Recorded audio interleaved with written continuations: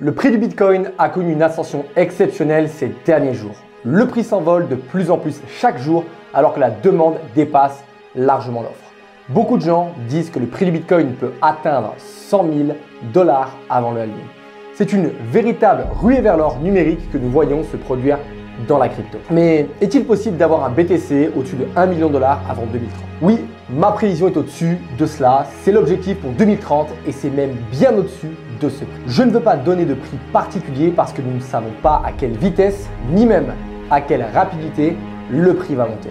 Mais voici mon avis. Il y aura de la volatilité, il n'y a pas d'opportunité sans volatilité. Le dernier marché haussier du Bitcoin a connu 13 corrections de 10% ou plus alors que le Bitcoin passait de 3 800 à 69 000 $. Pensez-vous réellement que nous allons atteindre 1 million sans quelques baisses? Au cours des 30 derniers jours, 73 000 Ethereum ont été brûlés.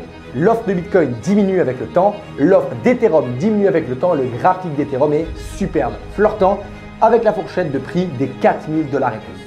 Le réseau Ethereum a généré plus de 190 millions de dollars en revenus via les frais cette semaine, le plaçant à un revenu annuel de plus de 10 milliards pour la première fois depuis 2022. Ethereum et les altcoins sont sur le point d'entrer dans un âge d'or, ou alors le sommes-nous déjà? Je vous pose la question, sommes-nous environ 2 mois du début d'un très long âge d'or pour Ethereum?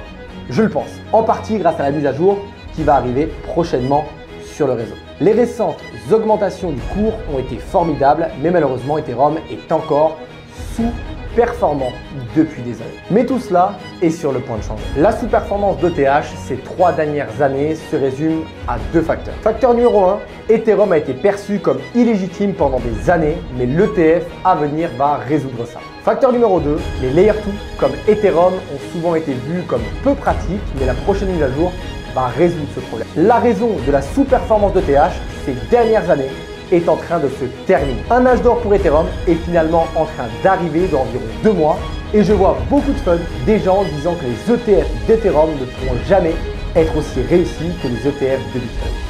Mais c'est tellement une vision court terme et minimaliste. Dire que les flux d'ETF, d'ETH seraient insignifiants est une pure connerie. Le minimum absolu que j'attends est un tiers des flux de Bitcoin indexés à la capitalisation boursière relative. Bien que dans un marché haussier, j'attends beaucoup plus. Est-ce que les ETF d'Ethereum seront approuvés en mai? Je dirais oui. Mais il semble qu'un seul homme se tienne sur leur chemin.